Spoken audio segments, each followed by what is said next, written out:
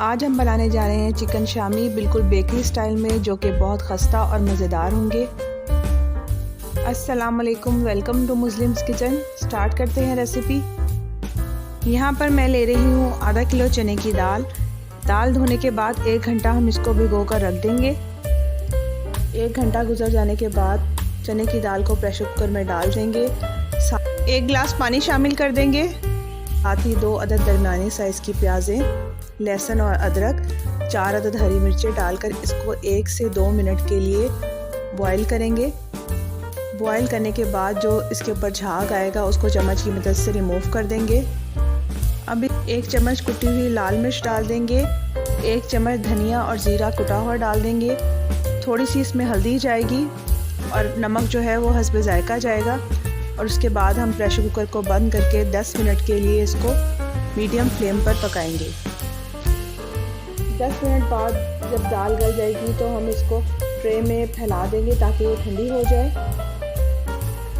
यहाँ पर हमने दाल को बिल्कुल सॉफ्ट नहीं करना, थोड़ा सा इसको सॉफ्ट रखेंगे।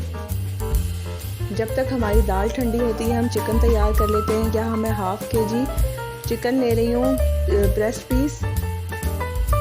बोटियों का साइज़ आपने बड़ा रखना है ताकि रेशे जो है वो अच्छी तरीके से बन जाए।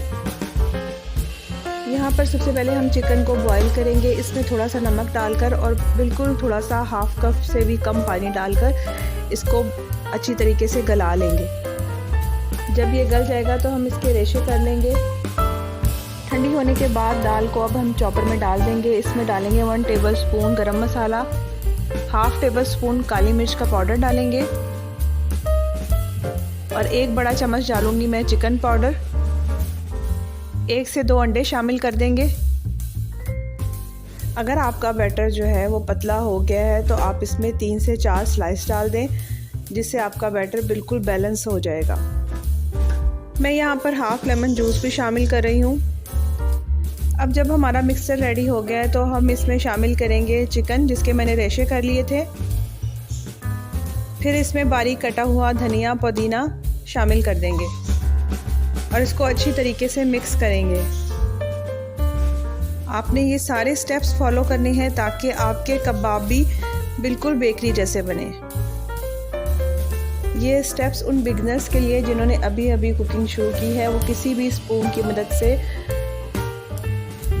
मिक्सचर निकाल लें और फिर बाद में उसको कबाबों की शेप दे दें।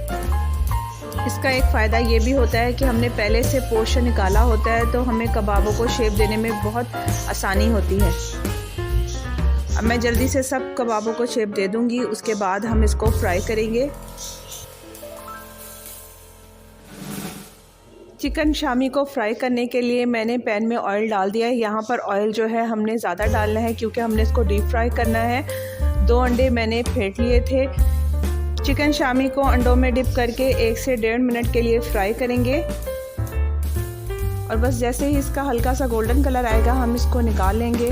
और इस तरह से बेकरी स्टाइल में हमने बहुत ही मज़ेदार खस्ता से शामी कबाब रेडी कर लिए हैं। आप इसे बर्गर में डालकर चिकन शामी बर्गर भी बना सकते हैं, जो कि बहुत मज़ेदार लगता है। और अगर आप देखना चाहते हैं ऐसी ही मज़ेदार रेसिपीज़ तो आप मेरे चैनल को करें सब्सक्राइब और वीडियो को करें like. Thank you for watching.